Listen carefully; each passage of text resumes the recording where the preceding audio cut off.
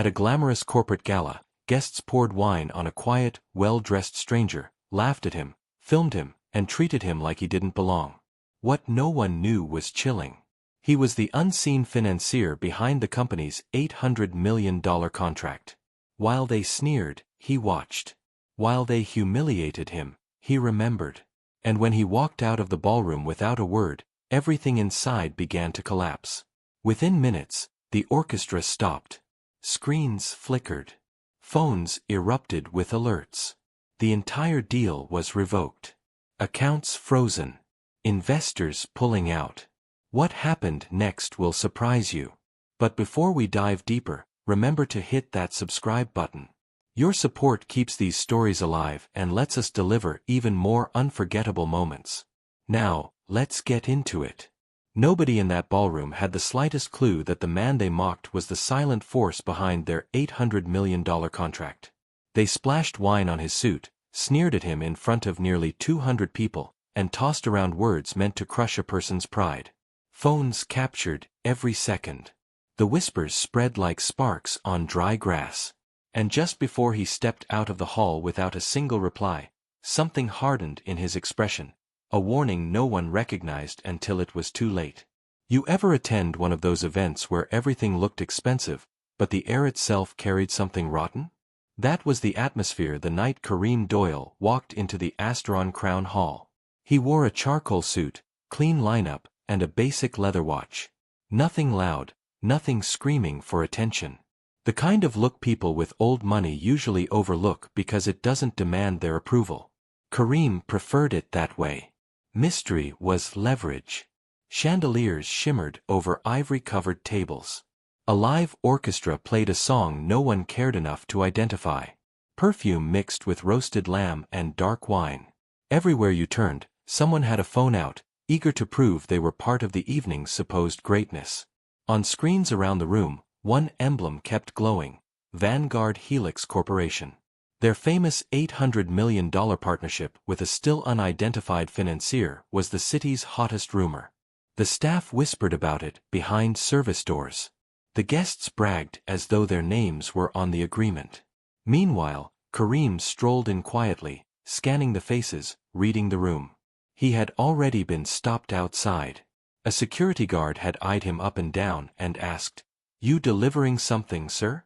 Kareem only smiled and handed over his black invitation embossed with a platinum crest. The guard stepped aside, flustered, but the tone was already set. Inside, the same prejudice followed him. Two women dripping in sequins spotted him, shifted away slightly, and continued their conversation. At the bar, a man in a velvet tux slid in front of him and joked, "Employees first, right?" Kareem merely stepped aside and ordered sparkling water. No explanations. No need. Before the night ended, the truth would speak far louder than he ever needed to. At the main stage, the host tapped the microphone, pulling attention from the murmurs. "Ladies and gentlemen, welcome to the Vanguard Helix Gala," he announced, voice echoing through the hall. Applause rose automatically, polite and hollow. Kareem stayed leaned against a pillar, still, observant, unnoticed. The host continued. "Tonight marks a groundbreaking alliance. $800 million. A partnership that could transform industries around the globe."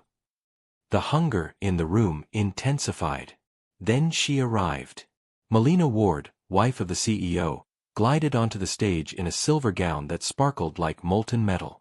She waved with the practiced charm of someone used to admiration. Beside her stood her husband, Charles Ward, the polished public face of the company.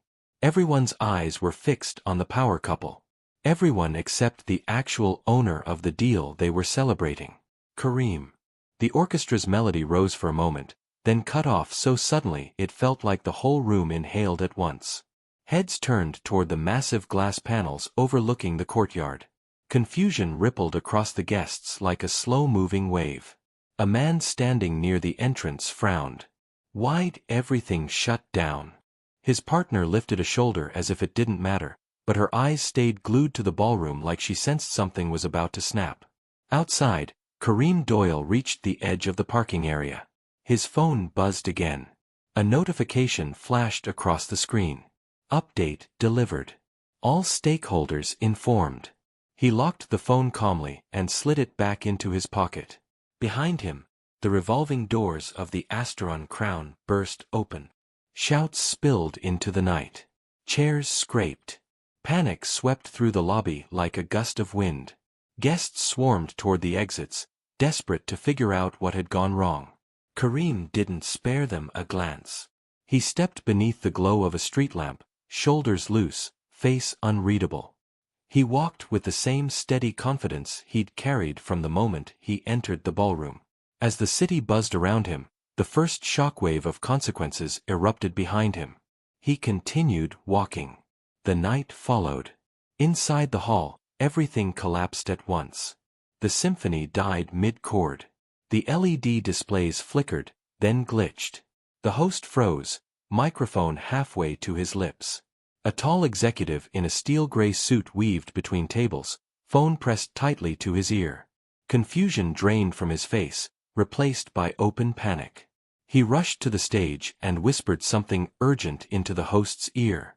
The host's smile vanished instantly. Charles Ward noticed before anyone else. "Why is everyone stopping? What happened?" he demanded. The host spoke with a throat so dry it scraped. "The contract signing has been halted." The crowd exploded with noise. Guests talked over each other, voices sharp and frantic. "Halted? For what reason? You can't freeze an $800 million agreement during a gala." Melina Ward tried to maintain her calm facade, but her fingers shook as she leaned toward the host. "Who authorized that?" Fear flickered in the host's eyes. The message came from the controlling authority. "They said the decision is final." Charles stiffened. "I am the controlling authority." The host shook his head slowly. "Not tonight." Around the room, executives yanked out their phones. Notifications hit their screens like punches. Every Vanguard Helix account just got locked. "Our investors are backing out. My dashboard is nothing but red." Gasps swept through the hall. Camera shutters snapped rapidly. Even the waitstaff stood still, eyes wide. Near the entrance, someone nudged their friend and whispered, "Look at this." The friend leaned in, eyebrows lifting in shock. "Wait, isn't that the guy they splashed wine on?" On the phone screen, a video played. The clip showed Charles tipping a glass of wine over Kareem's suit. The shock on Kareem's face. Melina's satisfied smile. The caption read, "They mocked a man they assumed worked here." Followed by another line. "He walked out like he owned the place." The video spread like wildfire. Screens lit up across the room. Conversations died one by one as guests realized what they had witnessed. Melina grabbed Charles's arm, her voice low and furious. "Fix this immediately." Charles snapped back, "I can't fix what I don't understand." But the truth was beginning to dawn. And it was terrifying. Melina's voice wavered. Someone planned this.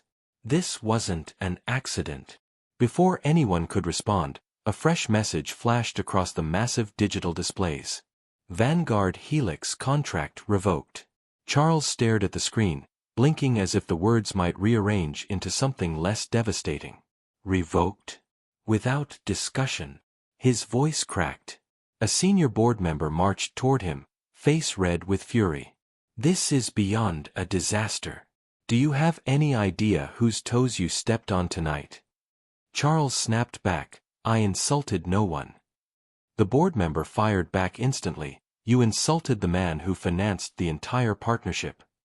Melina's breath caught. "Who are you talking about?" The board member's tone dropped to a whisper, though the entire room felt it. "Kareem Doyle." A collective gasp swept across the hall like wind hitting open flame. Near the wall, one server murmured, "Told you he didn't move like staff." Another whispered back, "They picked the wrong man to look down on." Charles looked around wildly, as if oxygen had abandoned the room. Melina pressed a trembling hand to her temple, her expensive makeup beginning to streak. Her voice broke. We threw wine on the investor. Then the avalanche came. Guests edged away from them. Some slipped out quietly. Others kept filming every second. Vanguard Helix's downfall unfolded in real time, raw, brutal, unstoppable. Meanwhile, outside in the cool night air, Kareem kept walking without looking back. The next morning hit Charles and Melina like a wrecking ball. Before the sun even rose fully, headlines dominated every news site. The video of the wine incident spread everywhere. Comment sections shredded their names with no hesitation. Investors abandoned the company. Strategic partners issued cold statements distancing themselves. Board members quit before breakfast. By mid-morning, the company's value plummeted so sharply that experts called it unprecedented. Melina hadn't slept. She sat at the edge of their bed, hands trembling, mascara smeared from hours of crying. Her phone never stopped buzzing with alerts, most too painful to open. Charles paced the room, shirt wrinkled, hair unkempt. Every call he made ended the same way. "We're done. Don't contact us again." By lunchtime, Melina finally said, "We have to speak to him. If we don't, there won't be anything left." Charles hesitated, pride clinging to his throat. But eventually, he nodded. They drove to Kareem's quiet neighborhood, a stark contrast to their chaotic morning. When Kareem opened the door, he looked at them calmly, like nothing happening in the outside world had the power to rattle him. Melina spoke first, voice shaking. "We were completely wrong. We treated you like you didn't matter. Please, just let us make this right." Charles added, his voice thin with desperation. "We've lost everything. Just give us a moment to explain." Kareem stepped aside enough to hear them, but he didn't invite them inside. His tone remained gentle, steady, and unshakably firm. "You didn't lose everything today," he said. "You lost it the moment you decided other human beings were disposable." The couple stood speechless. He continued, "You built your lives assuming cruelty had no consequences. Today you learned it does." Melina wiped her face, whispering, "We didn't know who you were." Kareem replied, "That's exactly the issue. You didn't care who I was." Charles swallowed hard. "Is there anything we can do? Anything at all?" Kareem shook his head once, slow and final. "The partnership is over. The trust evaporated. And my door won't open again." He stepped back and ended it with a quiet sentence that hit harder than any threat. "Move wisely. The world is much smaller than you imagine." They walked away empty-handed. His life continued forward, clean and clear. Theirs crumbled behind them. If you enjoyed this, please subscribe. It means so much.